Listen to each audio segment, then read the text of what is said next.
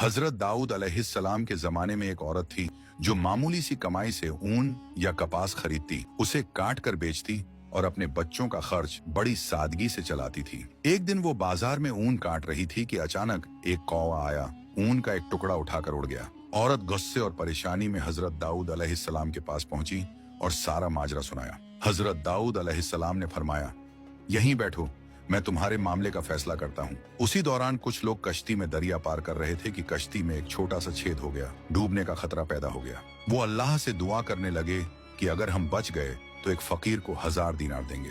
अल्लाह ने हुक्म दिया कि वही कौवा उस औरत का ऊन ले जाकर कश्ती में डाल दे। कौवे ने ऐसा ही किया।